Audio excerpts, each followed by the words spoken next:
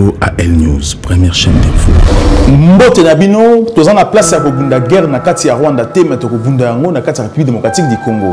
Ce qui va doit inquiéter mboka na biso Rwanda, to ça la guerre place bazali wana déclaration ya Paul Kagame devant congrès na mais pourquoi le président rwandais aujourd'hui a sali cette déclaration na mboka na ye? A sala ki yango déjà na ba année kala. Et bah, tout le monde et pourquoi aujourd'hui encore abandonner encore cette déclaration? Est-ce que le Congo aujourd'hui fera toujours confiance ou encore est-ce que le Congo a toujours ami à pays ou à Congo et à Rwanda donc pour résister ou pas? Coup d'État manqué dans la République démocratique du Congo, l'arrestation est pour continuer. Mais pourquoi aujourd'hui le président de la République ou encore garde républicain ça y marche dans la ville à Kinshasa? C'est pour influencer ou c'est pour intimider la population ou encore l'ennemi à Congo? Donc on parlait en gros avec M. Bedos Congo Macheki, analyste politique. M. Bedos, bonsoir. Bonsoir, M. Lison Mouzon Andreas. Et aussi M.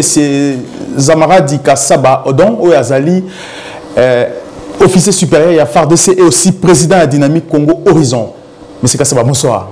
Bonsoir, monsieur le journaliste. Alors, le président Kagame, parce que l'autre fois, tu parlais qu'il y a un Awa, ambassadeur dans la République démocratique du Congo, alors qui clairement que si encore ennemi à Rwanda, Teramoué ou encore dans le Congo, parce que plus tard il faut attaquer Rwanda, Bango va se permettre de créer guerre encore dans le Congo. Aujourd'hui, le président rwandais fait une déclaration et cette déclaration, ça dit tension. Congolais aujourd'hui, on ne sait pas ce qui va se passer. Silence absolu. Pourquoi aujourd'hui Paul Kagame doit se permettre encore, M. Kassaba, à cette déclaration qu'il faut encore le Rwanda et attaquer le Congo? Bon, ce qui Kagame Azali s'est comporté dans le modèle Wana, Azali Makambalé. Depuis l'histoire, depuis que le Rwanda est Rwanda, depuis Bakoko Nabiso, ce peuple-là, enviera toujours Mabele Nabiso.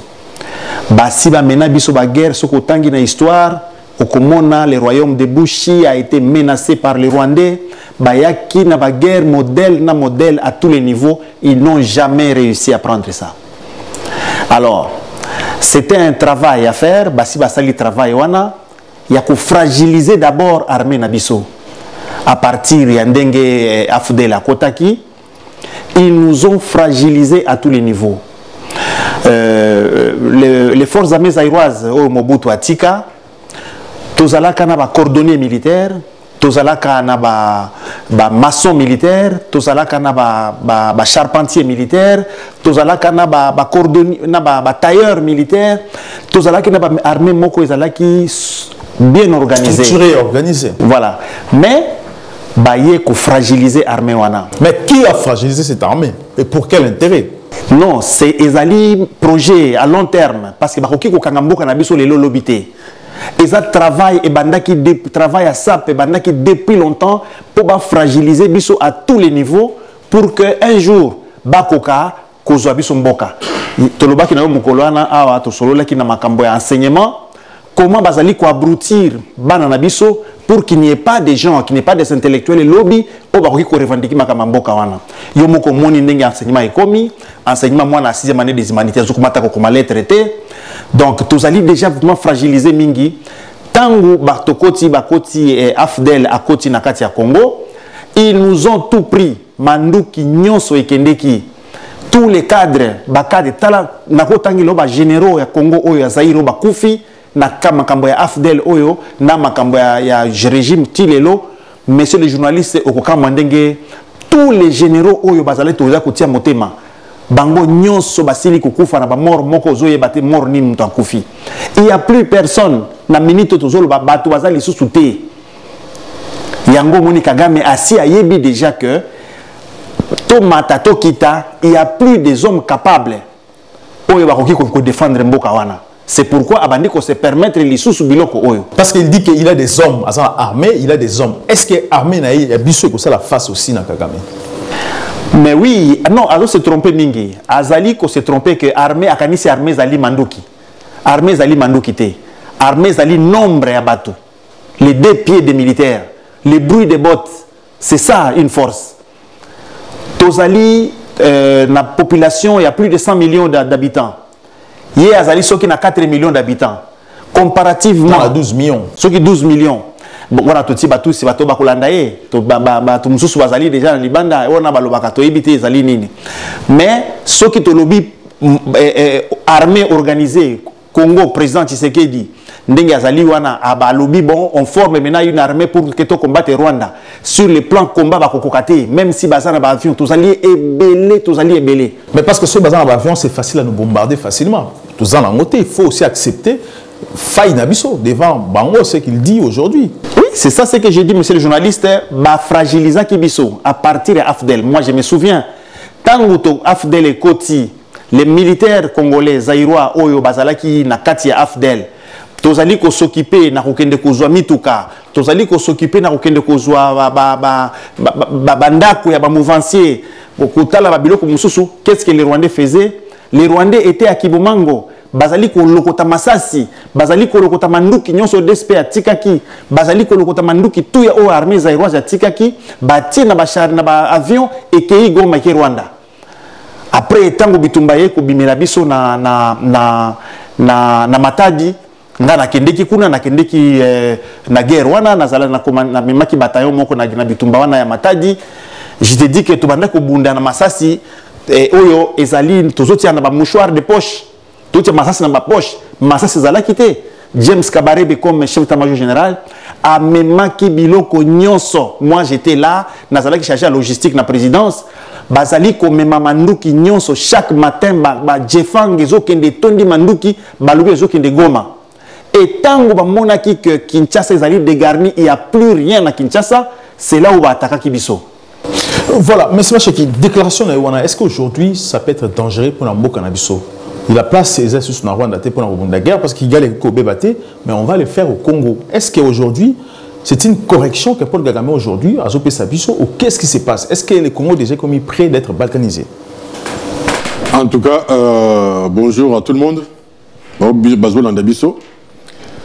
l'émission est très importante, surtout en face de vous, vous avez un général, M. Rodon Oyo Ayebi Makambo, on a très bien expliqué Bino, Makambo Itali guerre, Makambo Belé. Par rapport à Yanga, en tout cas, Kagame a commis Nasuka. J'ai dit ça pourquoi? Parce que là, nous avons appuyé politique, il y a le président de la République, M. Félix Antoine Tshisekedi Tshilombo, Oyo Azo privilégié beaucoup plus dialogue, communication, concertation, pour que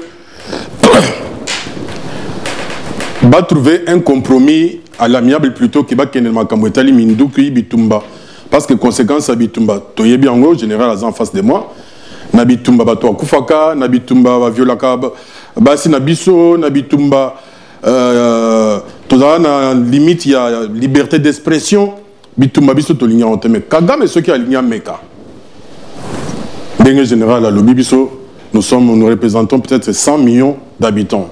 Contre 6 et 12 millions d'habitants, je pense que la solution est déjà trouvée. C'est vrai qu'Azana ba Minduki, Azana ba hélicoptère, tout le monde a pu baguer à Minene, ba américain, ba Kenda na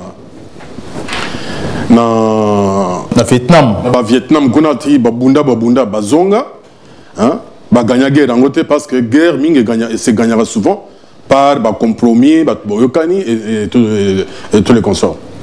Mais par rapport il y a Kagame, pourquoi j'ai dit que non a commis Kobanga, c'est pourquoi parce que la coopération na Congo au biso te connaître il y a 18 ans bah Tchaki na katia armée na biso Banguna et Belé. Il y avait des généraux Oyo Yamboka na bisote.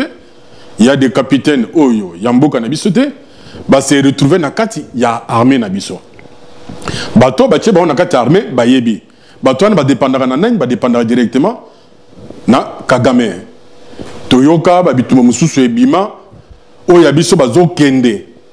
En même temps, bah pesi ordre mususu, na bato angambo, Yabiso bah est-ce qu'on s'est retrouvé déjà na kati embuscade. Général Alba qui les Kamango.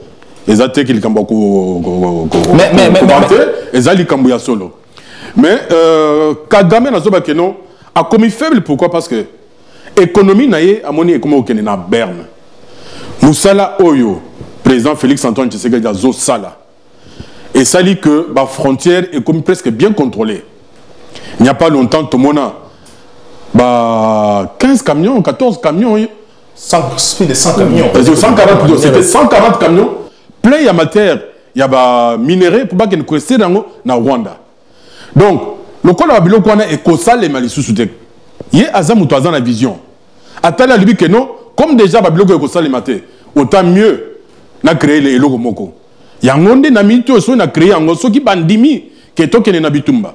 Nazana batunanga bazana na kati armée na bango bako trahir bango. Yango wana biso toza mayele na Kagame to iko répondre na ba déclaration na été wana etali yemoko kaka. Mais biso le jour où to kosa la déclaration parce que ngana kanisi que président Félix Antoine Tshisekedi azwa ki non temps ya ko préparer armée na bisoté mais petit à petit a ko préparer armée tout monde qui mais 3 ans déjà, ça fait 3 ans déjà. Mais 3 ans, ils ont mouqué. 3 ans. 3 ans, ils ont mouqué par rapport à Makambo. Il faut que ça, 3 ans, ça représente absolument rien. Sur total, 3 ans à 18 ans. Et il y a bateau, baleki, babomi mboka complètement. Babomi na armée na biso. Biso bateau, on nous craignait presque partout en Afrique. Les lots tokomi, armée moko. Il y a tinate.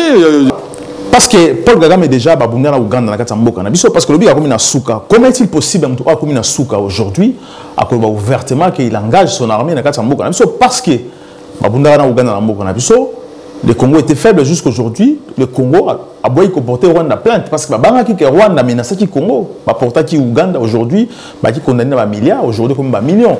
Alors lorsque le but est Paul Kagame a commis na souka, est-ce que on a commis na souka aujourd'hui alors on a intention ouvertement à déclarer guerre, pour attaquer Congo encore.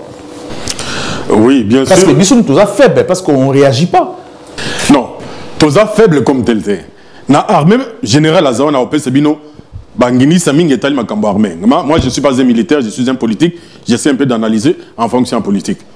Dans le but qui a commis dans Souka, pourquoi? Parce que le pouvoir économique n'a pas de Kende. Il n'a plus, donc bientôt, là, dans 5 ans, dans 3 ans, dans 4 ans, toutes les frontières seront complètement bouclées. Il n'y aura plus moyen, il y a minéraux Nabiso, et puis Makanandinga Mouibé qui n'est pas naïe, pour préparer l'armée naïe, à utiliser Mbongo, Namakamousous. Mais Biso Sikoyo, pendant ces temps-là, tous ont préparé l'armée Nabiso. L'armée Nabiso est infiltrée. Les affaires étaient armées Nabiso. Est-ce que les affaires étaient armées Nabiso parce que on a vu Batoyo, Bazalaki au devant et armée pour gagner Bitumba, entre autres Mamadunda. On était tellement infiltrés que trahison et Zalaki n'a qu'à aujourd'hui, tout ça faible contre Rwanda aujourd'hui, contre la rebelle amitié, tout ça pour attaquer Bensi Ouganda qui est aussi notre ennemi pour attaquer. Non, mais rebelle c'est autre chose. 300 groupes rebelles na Katia. Région Moko, ça fait beaucoup pour nous maîtriser Bango, parce que vous ne savez pas d'où ils viennent. Hein? Mais une guerre comme telle déclarée entre Congo et Rwanda, malgré les munitions au Bazanango, mais peut-être que vous avez des munitions au Kebalakistan. Général, comment est-il expliqué aujourd'hui tout ça aussi faible comme ça? Et pourquoi? Parce que le président Babensi Ouganda, notre ennemi, autoportail plainte. Pourquoi il faut que ça encore en Congo? Est-ce que le président Tshisekedi d'aujourd'hui est responsable de la réduction? Il y a un moment où il fallait Ouganda devoir sur les millions, comme milliards et comme millions. Oui, monsieur le journaliste, Makambo, il y a faiblesse, il y a Kolbatozali faible devant Batouana. Et Bandi Lelo Naïpsio qui travaille à fragiliser l'armée Nabiso et Bandaki depuis Kala. L'armée Nabiso est Zalaki Makasi. Tokende qui tiko défendre Mboka lokola Tchad. Idriss Déby, mutu ya Tchad ya lobby que soki ngai nazalaki na armée lokola oya Congo, Kadhafi mutu alobaki. Soki nazalaki na armée lokola oya Congo, en tout cas na kokangata Afrique mobimba. Parce que tozalaki na ba Soudan ya solo. Et puis tango bazana besoin que ba implanter ba fragiliser biso pour na kozwa partie ya mboka na biso ba pesa yango na ba Rwandais oyo d'origine tutsi parce que bango nde bazana mabelete ba utu bazana ipa na bango ba Rwandais tutsi nde bazana mabelete ce qui to ba uzunga balkanisation c'est parce que les Nations Unies alingia kazende batwana parce que bazana isikate. Alors nde babanda qui travaille à SAP ya d'abord ya ko neutraliser armée na biso Tous un embargo depuis 1980 combien Tilelo embargo ici la kate. Tous un droit consommer Mandou quitté. Bateni militaire tu bada ko sala ngo na Itex Africa. Itex Africa sala ka so bateni te. Mais aujourd'hui entreprise moi la Congo comment ça va faire? Et ça va tenir toujours na Kinshasa. Bateni militaire national de la Chine mais aujourd'hui les autres fabricants on a Kinshasa. Voilà, on a tout félicité président République et ceux qui les autres ça depuis Kabila. Depuis pas Kabila déjà comme ça travaille il y a ils ont moins entreprise moi qui ça pour fabriquer aussi na Kinshasa bateni. Bon voilà, c'est à féliciter ces choses-là. Alors bazali ko fragiliser armée na biso poto comme faible ba yebania ko disloquer mboka. Et bazali sur le point à réussir makambazo sala. Parce que l'armée Sokotali est comme ils ont infiltré du sommet jusqu'à la base. Tala ba généraux oyo ba kofi na bitumba oya RCD. Nayebi ba généraux ebele ba kofi na Kinshasa boy, ba mususu na ba poison, ba mususu boy.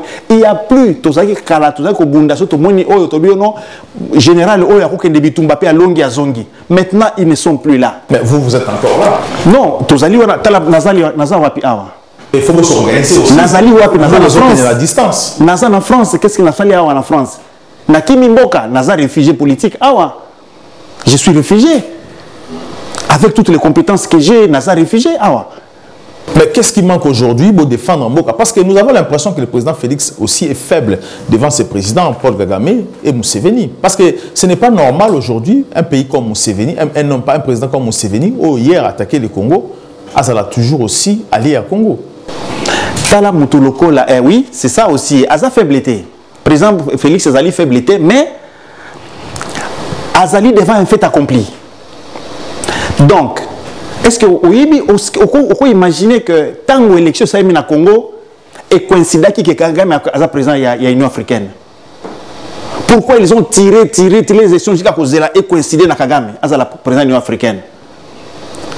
Pour qu'il y ait un mot à dire dans le président de la République Moutoko Kota Yassika.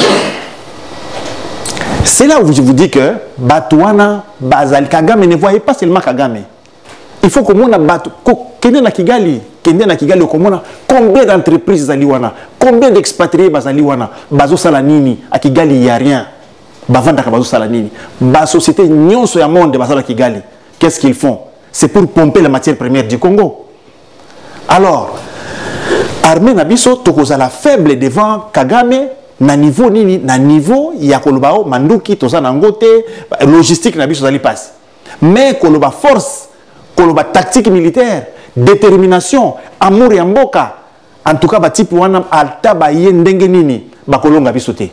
C'est question à président de la République a banda kupesa ba déclaration ya ko rassurer le peuple naie a rassurer le peuple naie que il y aura rien tozali na armée tozali na batu oyo il faut qu'on motive. Et puis, il faut qu'on se fasse respecter. Mais comment? Oui, qu'on se fait respecter, c'est-à-dire, na tango ya kala, tous allez comme on a DSP. Ce que mon militaire a DSP aye, au tali formation naye, au lobby o yazali soda. Na ba frontière na biso, batonga ba douane ya kitoko. Ndako ya douane wana, ils ont représenté Mboka. Basa la balabala malamu tango uti na pays étranger au côté na Congo lobi na côté na mboka ya batu.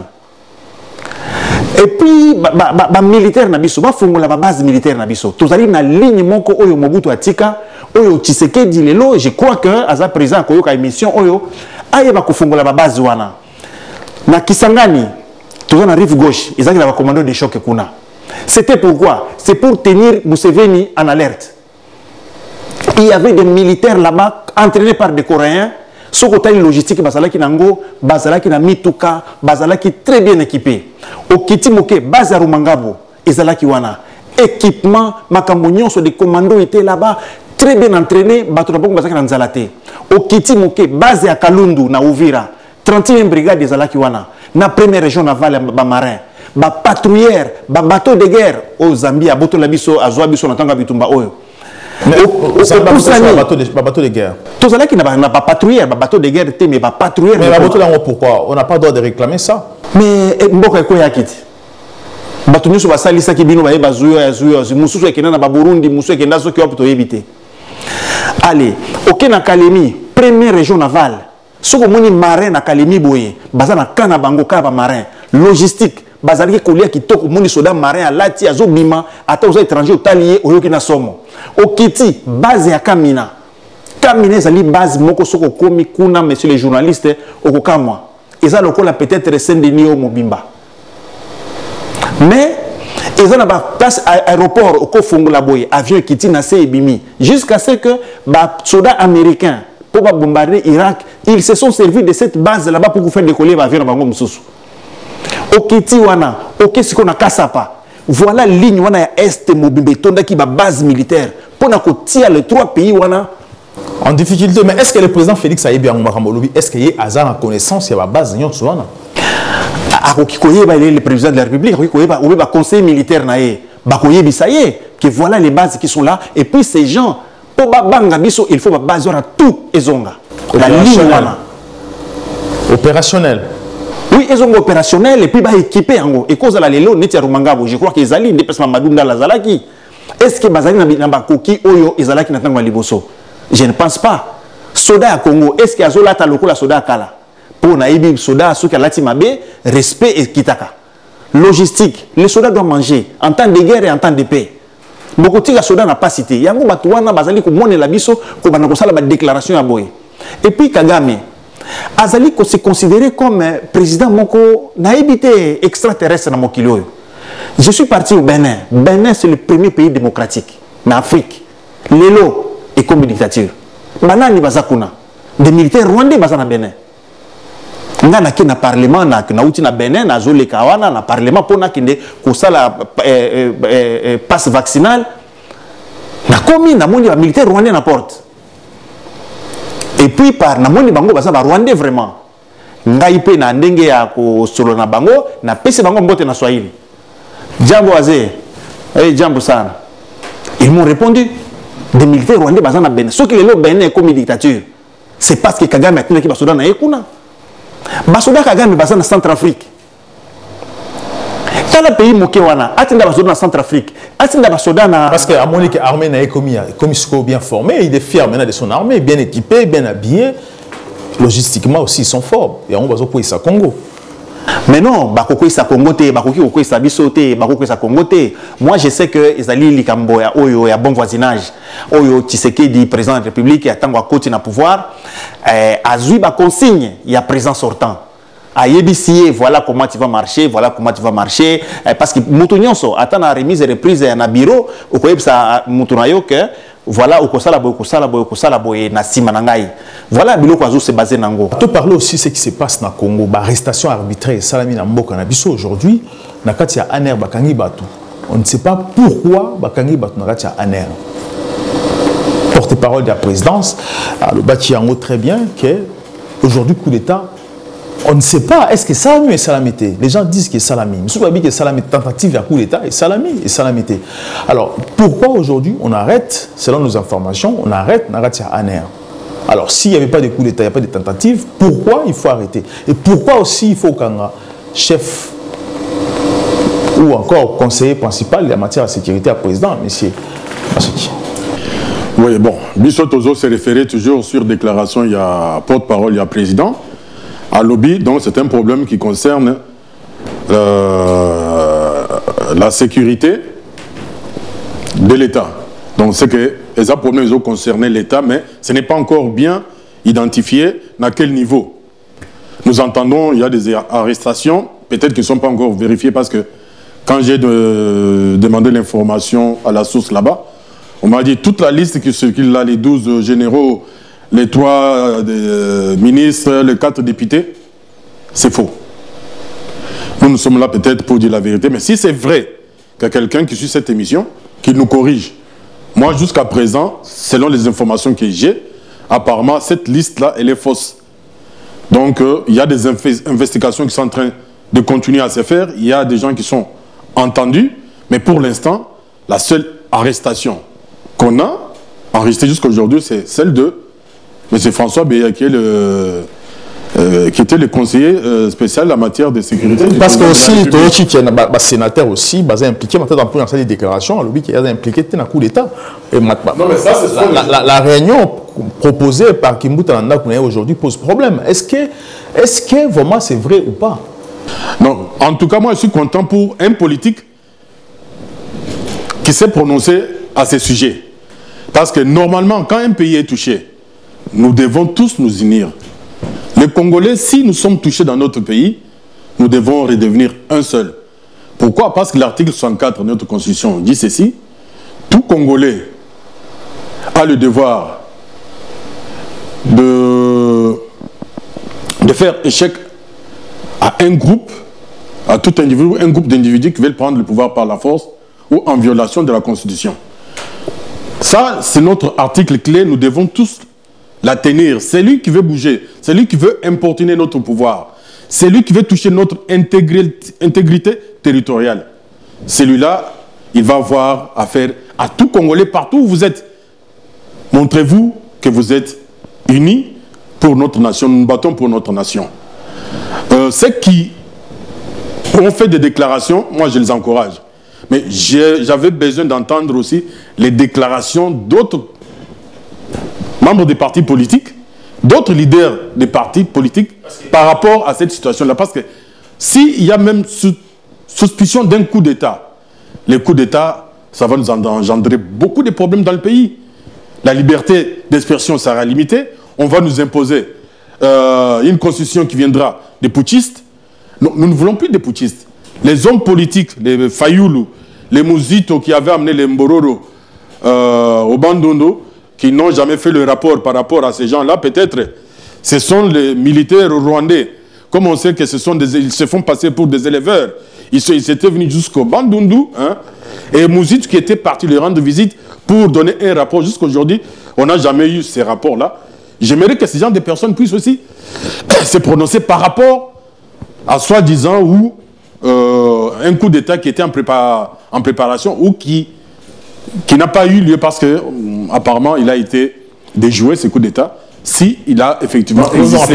C'est important. Donc, parce que l'arrestation se continue. Joseph Kabila aussi, votre passeport on pensait parce que non, pas Joseph Kabila, c'est Zoé Kabila, votre passeport. Il y a un problème sous Zoé Alingaki a voyagé, mais malheureusement, Azalaki n'a pas de passeport diplomatique.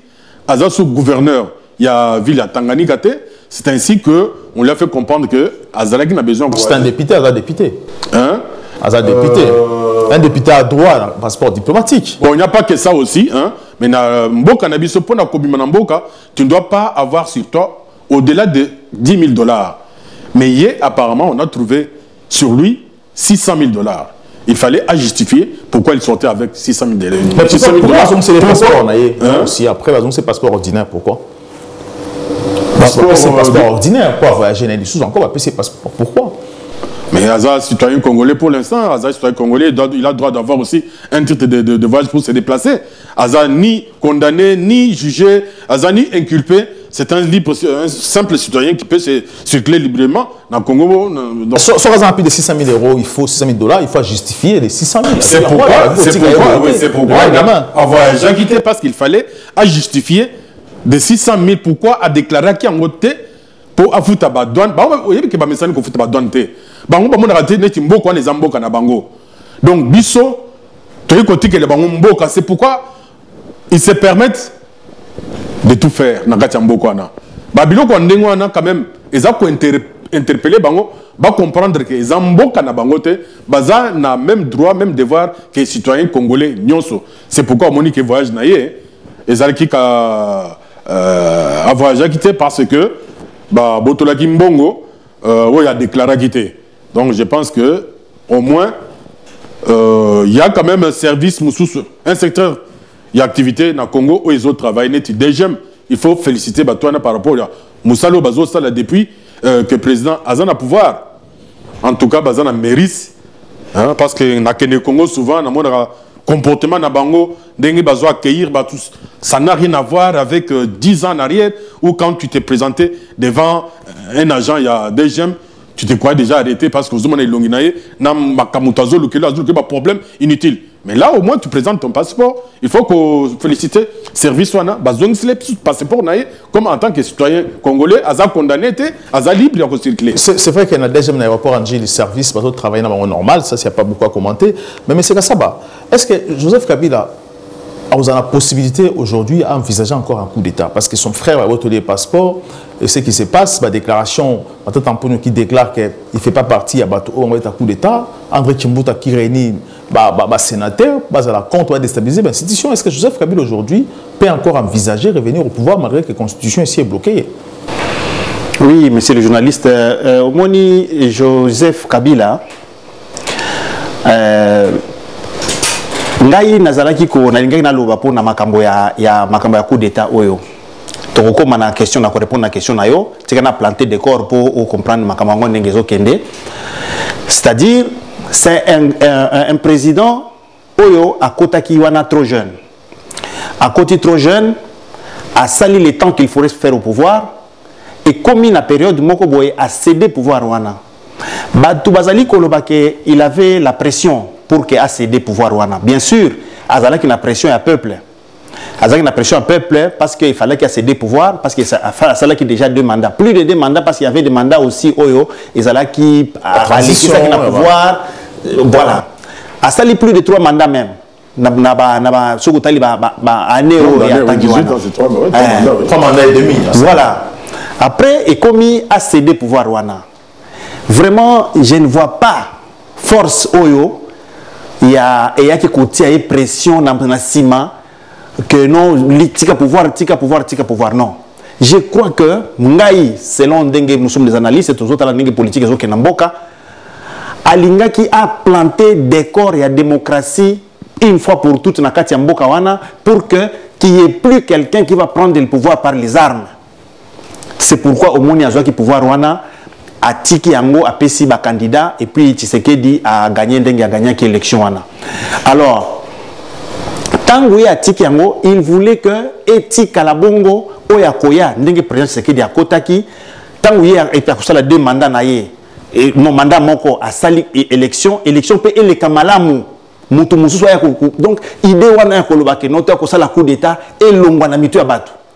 Mais en voyant ce qui se passe na depuis pouvoir oya Tshisekedi Koti Kabila azali silencieux place azali mais ba kolite ya Kabila o bazali pembeni oyo ba lemba ki pouvoir te ba oyo bazali kaka na tendance bazonga na pouvoir bazali ko intoxiquer batu ko kota na makambo belé c'est à eux qu'il faut regarder bango ne faut kufungola bango miso mais Kabila yemoko que azwa pouvoir oyo azonga lisuna pouvoir avanda lui-même n'en a pas besoin.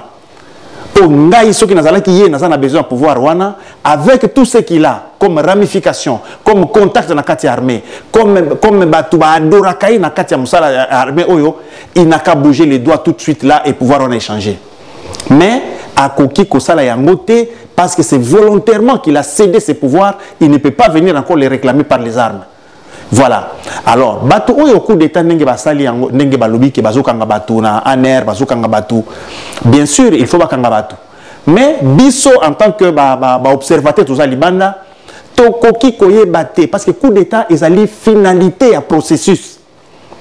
Ezalaka 7 étapes avant comment na coup d'état, je ne peux pas tous les détailler ici, mais étape ya suka déplace balobaka renversement du régime.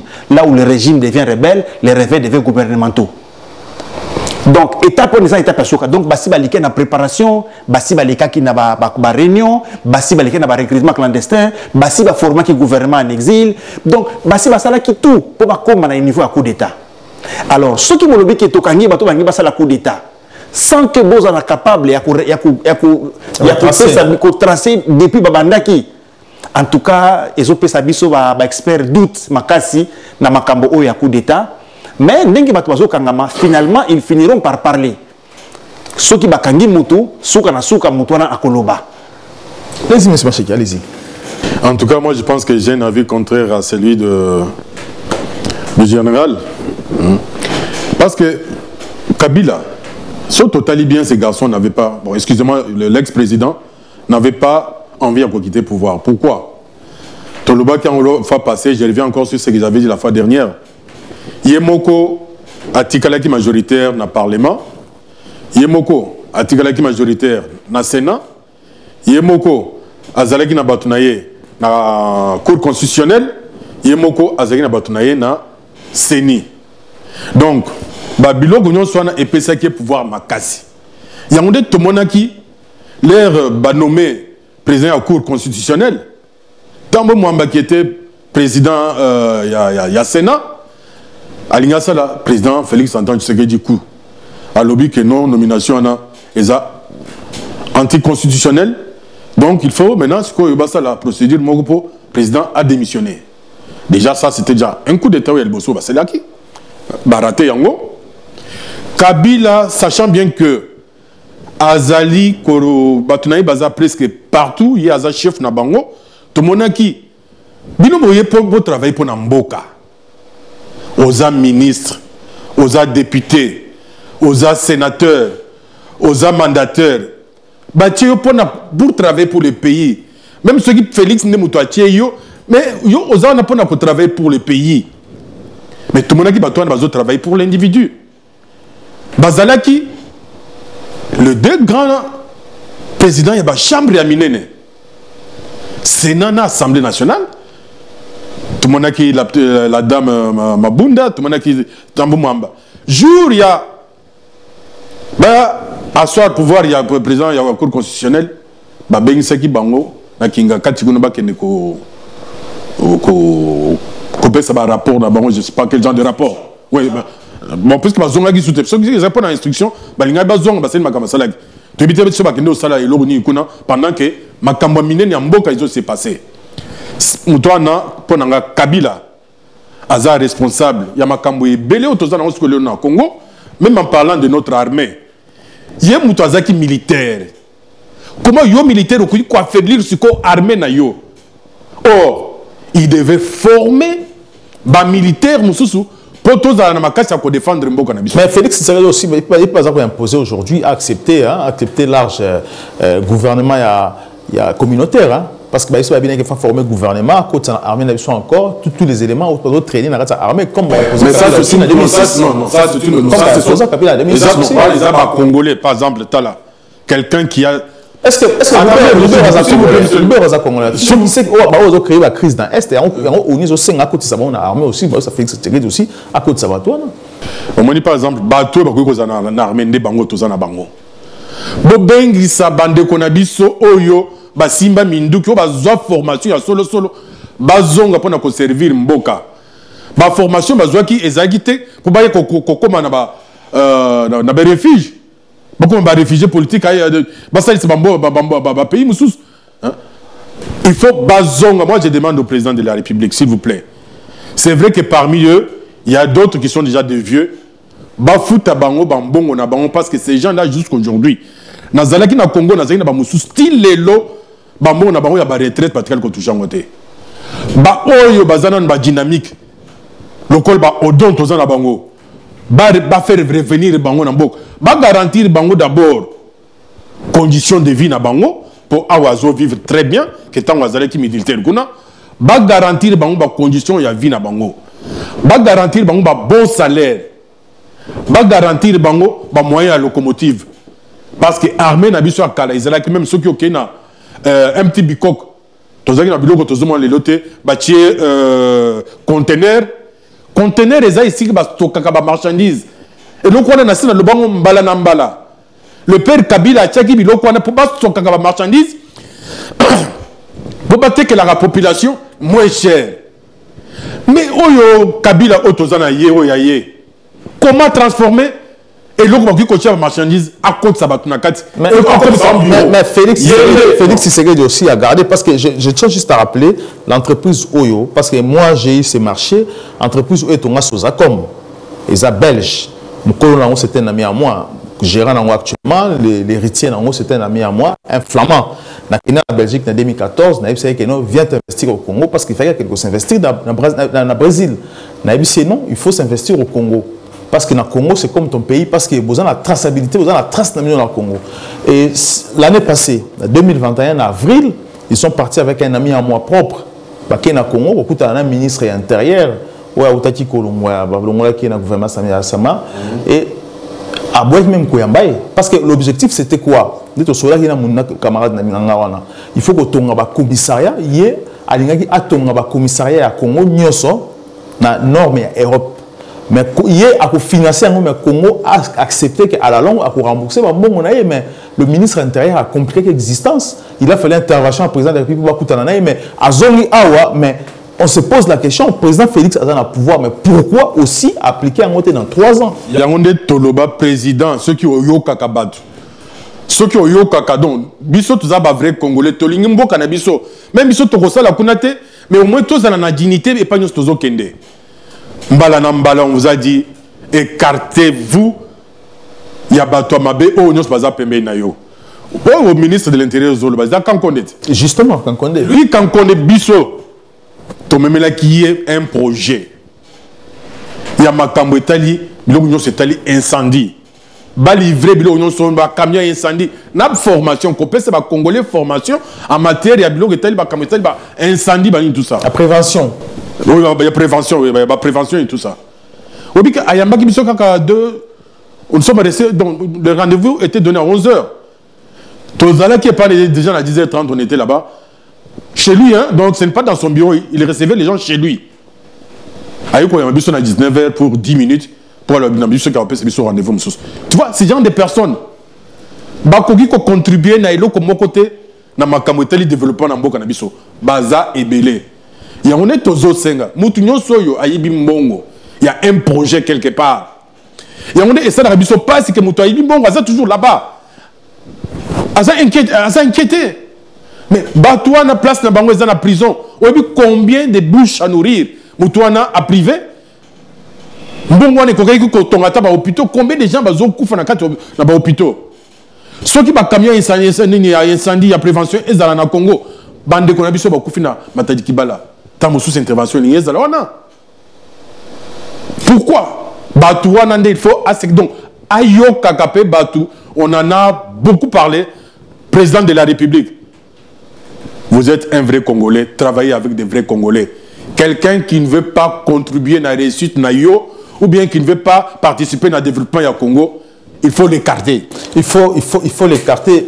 Général, alors pourquoi Rwanda aujourd'hui va tout mener sur guerre aujourd'hui? Pourquoi Rwanda va tout aujourd'hui va penser toujours aux terre nabiso? Bazali ko penser aux terre nabiso c'est par rapport à ezali bangote. Eza bangote. Nations Unies nde azali ko pousser bango. Tozali na MONUSCO déjà MONUSCO ana uzoka MONUSCO depuis 1999 baza na kati ya Congo 22 000 hommes. Où est l'ennemi? Quelle est la guerre qui est au Congo? Bazo salanini. C'est pour faire aboutir un projet. Oh nyoso kende la contre un projet wana akozala malamu te. Parce que ba Rwandais o bato balingi ba installer na Congo na mboka na biso bazali lokola l'espèce d'un animal en disparition. Au moni ndenge basala kasoki nyama moko boya lingia bunga na mokili. Ba moni ke soki to tiki gorille oyo en fin de temps gorille ko bunga. Mbala moko batu ya ISN ba ye wana bakomi ko encadrer ko linga ba bo sili sa bangote. Parce que ba touche na bazali muke mingi. Baza mingi te. Ba tika ki bango kaka 2 mois. Ba bomaki bango 800 000. Wana wapi? Na génocide en 94. Na Rwanda. Donc ceux qui Nations Unies a lâché kaka boy ban, a lâché Rwanda boy, bazana seconde été parce que Uganda zo luka bango. Biso ba Congolais tozo luka bango. Ba Hutu bazana Burundi bazo luka bango. Ba Tanzanie na bango ebela kati. Mais la réclamation à ADF Nalu c'est quoi? ADF ou bazo ngabaz kota na Uganda. Problème na bango za nini juste ba biki non baza pas na biso il faut pas attaquer biso, Rwanda ben terrain va pas na biso, il faut pas attaquer pas na biso. Le problème c'est quoi au juste?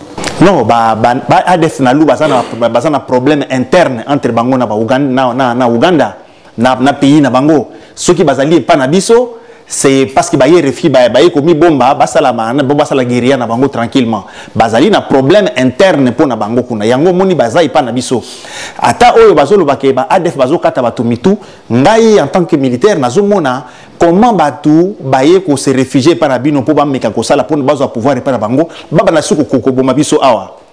Donc il y a des groupes makambo belé zali wana il faut ko tala ngo ndenge ba sali ki état de siège président république nga na Félix Takaye na idée wana oya zwaki ya ko sala état de siège parce que zali vraiment solution pour na ko trouver ko yeba comment est-ce que to ko bako silisa betu mala est mais et salima kinde mabe et salima ki mabe ba mesura ki ba conséquence na ngote ba retomber nango ba mesura ki angote pour ceux qui va mesura ba conséquences ya état de siège ba linga ba ke nangote parce que ba to na Kalemi oyo ba général ya Kutumba bazali ko bunda bazana objectif na bango bato oyo bazana Masisi raia Mutomboki ba groupe ebele zali kuna bazana objectif na bango oyo zali différent na ba oyo bazobunda na Fizi bato oyo bazobunda na plaine de la Ruzizi bazana objectif na bango différent na ba deux objectifs wana tous ces groupes armés que ozo yo keza na est mutu na mutu sana groupe na objectif na ye alors bokoki ko décider que non toke ko sala état de siège aussi ça makambwana sans koyeba pourquoi bato wana bazana zamba alors bato oyo ba vandi na kati ya bituba qu'est-ce qui devait aller là-bas? Des psychologues, des sociologues, des historiens, des magistrats. Il fallait qu'il rendre justice d'abord na batouana ou basala qui mériterie na barwande babuma qui batuneng man. Monsieur le journaliste, mutazo ke de koza mundu ka ko vanda na zama mikolo na mikolo pour rien. Ce n'est pas pour rien, c'est gratuité. C'est là où tout le monde d'abord pour nani ni bato basana bazamba parce que nazana batu musu ba jeune musu bazali kuna babuma ki mama azalaki na mwana atikali komela libele mama asi akufaki boye kolokota mwana azali wana yebisanga ya koli akokola ndenge nini ba ekoti na ndako na bino bakati papa na bino mutu batuti na kati ya RCD eza musika te ce n'est pas une ancienne histoire ils ont la RCD en 1999, 99, 80, 2000, 2001. Mais aujourd'hui, ils ont le pouvoir aujourd'hui. Ils sont à Kinshasa.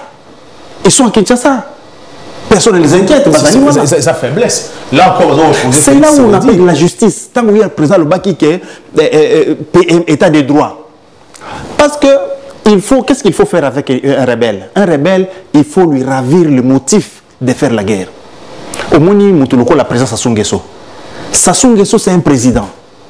C'est très rare, Bitumba et Kota les sous dans le Congo-Brazzaville. Parce que dès qu'il est revenu au pouvoir, à Kindeki Kosolan Toumi, Abibo Bengelanga Toumi Aya Awa, le rebelle Wazaki Napoul, Babenga Toumi, Babenga Batunaye, Atuni mon frère, Nini Bozo Koufanini. Oh, Biso Boy. Il a tout fait pour Nakosili Samakambo ya Poul, Wana, Batutu va déposer Mindoki, parce qu'il n'y a pas une cause pour se battre. Mais le peuple à Est, Bazali Komona que Bazali abandonné par le pouvoir. Rwandais a zoko bomabiso awa. Bino boye na armée boboto libiso manduki. Depuis que l'alliance na Rwanda, vous président Rwanda ami, est-ce que le fait que le président Kagame Azali frère naïe na Museveni, est-ce que c'est une trahison pour na biso ba Congolais tous en Est? Est-ce que c'est trahison ou pas? Non, et ouais, les langages diplomatiques. Ça, c'est question d'appeler frère. Et ça, diplomatie. Au Kobeta Munguna Nalipeka, mon frère. Parce que si on autorisation, bah exploiter les minéraux, bah extraire or nabiso. Et aujourd'hui, c'est que moi j'ai dit que ce n'est pas Est encore aujourd'hui, ça continue. C'est ça que moi j'ai dit que le président de la République, ce n'est pas pour rien Azali na multitude de conseillers. Pourquoi il les a pris au premier jour, tant qu'on a pouvoir, Bango pe Bakoti? Parce qu'il savait qu'il a des insuffisances. Il y a des gens qui doivent l'aider à faire ce travail. Mais ceux qui m'ont aider, conseiller les lois, monsieur le journaliste, ceux qui conseillent le président les lois, à Bengio, voilà, à même pas président, à Bino, journaliste, à Malam. Président Kozoyo, sans qu'il y ait, il fait confiance à ces hommes. Batouana, Batou Bakangi, le Kolababéa, conseiller militaire, il y a président de matière de sécurité. Tu l'as conseillé quoi? Qu'est-ce que tu lui as dit dans Makambo Oyo ya Makambo armée à Rwandais? Tant que vous avez l'état de siège, qu'est-ce que toi tu as parlé? Quelle est ta contribution? Boutique lié à continuer. C'est encore un jeune. Tant que vous avez une opposition, il n'était pas dans le problème de l'armée. Azala qui n'a Makambo Moussa la diplomatie n'a qu'à IDPS. Makambo armée, je ne pense pas que c'est lui qui s'en occupait. Alors boutique lié boyé, Kabila a apprécié la consigne. Likolo, après Bosundolo Lemboka Mobimba avec multitude de conseillers, au bazar na capacité. Voilà pourquoi Azali Kokende de lui-même. Babé na psychologie, na sociologie, na psychologie bien sûr, avancé par essai et erreur. Donc il avance, il fait les erreurs, il corrige, il avance, il fait les erreurs, il corrige. Et les erreurs, on ne les fait pas dans une usine de fabrication de bombes. Parce que quand tu fabriques une bombe, la première erreur que tu vas commettre, ce sera la dernière. Parce que tant que Sangisi va film, c'est fini, bon, ben éclaté. Mais elles ont continué jusqu'aujourd'hui. Allez-y. Oui, moi je reviens sur une expression de notre ancien président, Mobutu Sese Seko Kokumwendo Wazabanga. Bien que le régime Oeleki était quelque temps au combo et Moutouana Tamukolo Mogote, c'est comme si. Parce que Bane va travailler. Non, mais le problème c'est quoi? Non. Pas mettre Mobutu dans la valeur, moi, ils ont continuité, il y a pouvoir. Mais Bango Basali abstraction entre fin à pouvoir et Mobutu. Depuis à pouvoir à Mobutu na fin. Donc période Mobimboana de 1930 à 1960 oui. 65 de 1965 à Kimi en 1997 je crois. Oui, 97. En 97 Basali abstraction, c'est comme si le pays, le Congo n'a pas été dirigé pendant tout ce temps-là. Ok, tous les qui n'a moto a dirigé qui sont beaucoup quand même attiqué quelques monuments, bien que Azalaki sanguinaire, na dictateur, Mabé na inde yangwana. La destruction, gestion, Mabé. Bon, maintenant gestion il comme Mabé, il comme Mabé après. Alors Bagnini, le président de la République n'est pas un magicien. Seul, il ne peut rien, mais avec l'appui de tout son peuple, il peut tout. Total à Félix depuis Azawana. C'est comme si il est en train de travailler seul. Bako peut s'en attendre combo il y a ministre moko a sali exception dans le ministère naie. Ou bien il y a bimisi makamoko a sika ou que peuple azota la quand même que non, on a vu quelque part que dans le ministère oyo il y a Tony Mwaba puis il y a où on quand même essayer de faire un examen d'état comme on a eu na kati ya Tony Mwaba. Mais il essaie quand même de faire des choses bien quand même. Non, mais bon. Et aussi, il y a où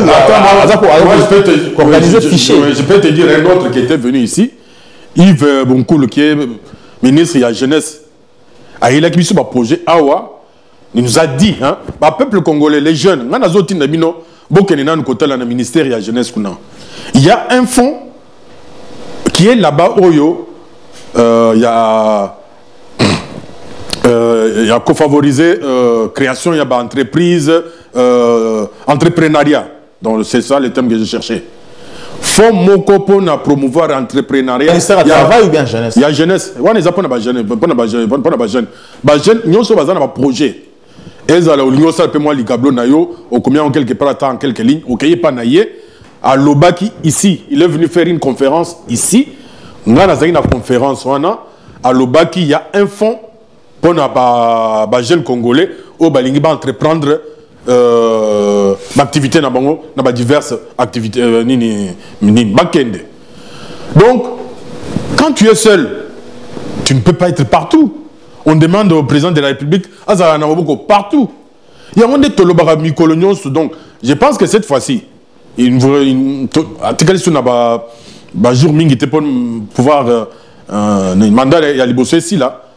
faut à ça l'exception. Il faut que les Congolais balinga ils ont la bonne foi, ils ont la bonne foi, ils ont makambo belé, ils promettent pour ça là. Peu bambon un budget déjà fixé. Batu oyo zana bangonde bazo sala que l'action na yo ezala un peu étouffée. Ce qui m'a fait ça au conseil à Malam.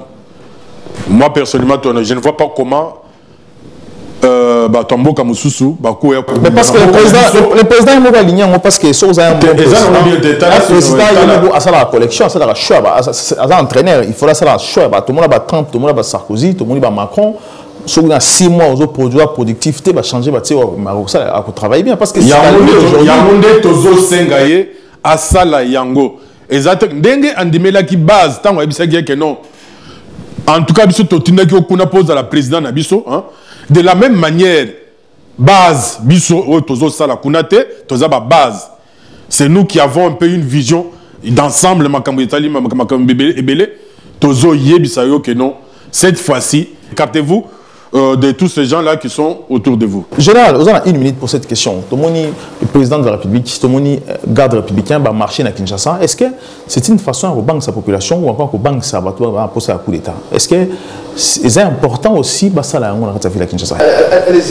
Oui, marche Basala qui Monaki na ba bilili ndenge batunyo so monaki mais marche wana ceux qui basali yango régulièrement il faut basala yango régulièrement au lieu qui basala yango na tango balobi coup d'état est raté tango balobi coup d'état est raté basali yango ce n'est pas pour banque soda parce que oyo azoya koluka bango ayebi ke bango azali pe militaire ceux qui batoya koluka bango ezali ba soda oyo ko banque ndi ba civil bato bayebi musala soda te nde bakobanga ke non tala nombre ya bato za ebele baza na manduki nde bakobanga mais un militaire akobanga te akomona ka c'est normal baza na Kalachnikov baza na arme moka munene wana te mutu sa na Kalachnikov na maboko Kalachnikov ezali arme individuelle mutu sa kozala nango donc voilà ezali ya ko marquer te et puis d'une manière ou d'une autre ils ont décrédibilisé biso na niveau na komona nombre ya basoda oyo nyonso babengi bango ba garde républicaine donc tout ce monde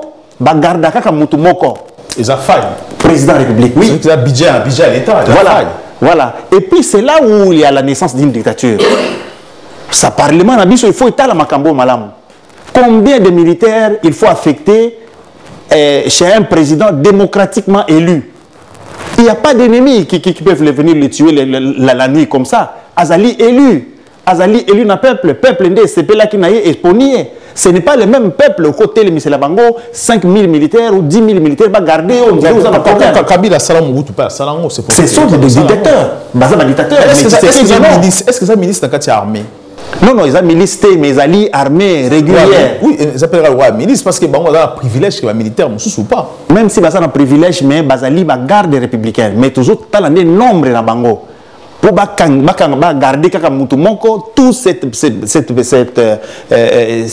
groupe de gens, Bazali, ceux qui brigade Mobimba, 2000, 3000, 5000 hommes, pour regarder c'est tout à fait. Et puis, Moutongo Zalinen, président de la République démocratiquement élu par son peuple, Azana Mbokanaye, qu'on a sécurisé Boye, c'est bien pour la sécurité, mais il faut parlement Atala, c'est comme ça qu'un dictateur. Parce qu'un démocrate, hein, ça c'est la politique qui dit qu'un démocrate, un dictateur ne devient jamais démocrate. Mais un démocrate peut devenir dictateur. Mais un démocrate, un dictateur ne peut jamais et jamais devenir démocrate, au moins qu'il meure. Mais un démocrate peut devenir dictateur. C'est comme ça, c'est à cause de ça, ça commence comme ça. Allez-y, M. Chekidon. Eux aussi, c'est milice, parce que ce qui se passe là, 5000 hommes pour un président, est-ce que c'est normal aujourd'hui? Est-ce que, parce qu'en France, ce n'est pas comme ça. Dans les pays mingi Europe, tout le monde a bonté. Pourquoi on a fait comme avant? Bon, au moins que Mbokonabiso, c'est un pays à part. Et c'est le Maroc, tout le monde en est. Et ça m'a encore dans Mbokawana. Comment ça se fait par exemple que non, parfois même les députés, tout le monde a la garde du corps militaire. Est-ce que Baza obligé, Baza na garde du corps, un député, un élu, il y a peuple, ou que peuple a poni yo, ou représenté yé, aux ala, na garde du corps militaire. Donc, pour nanga, ils ont un complexe. Oyo, Salemi. Moi, je préfère que le 30 juin. Ce qui est l'accès au rapport de force Nabiso au niveau de l'armée Nabiso, tout le monde a force le 30 juin au Yezoya. Ça fait depuis le président Azana pouvoir. Il n'y a jamais eu de défilé dans le Congo. L'accès comme ça, Bapaya. Ce qui est arrivé c'est Bapaya avec un petit groupe de gens comme ça. Dans la ville de Kinshasa, comme le général Rodon l'a dit, il y a Azali général, tout ce qu'il dit. Il faut besoin en considération parce que Azana matière où ils ont fait peur la population pour rien.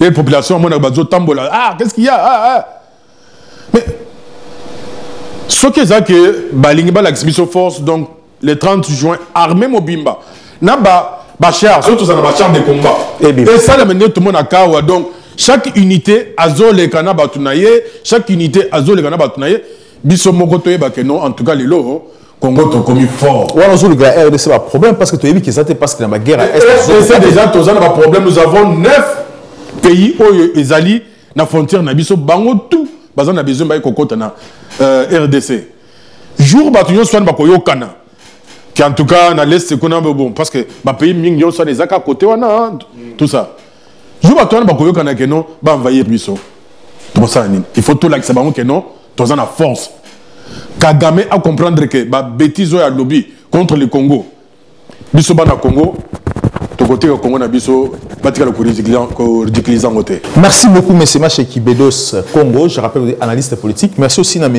Zamaradi Kassaba, Odon, officier à l'armée congolaise et aussi président de la dynamique Congo Horizon. Merci d'avoir organisé cette émission. Nous vous surtout vous abonner et vous partager. Vous parlez encore à Nabino sur notre chaîne LCA News. L'émission Nabino, déshabillons-les. À très bientôt.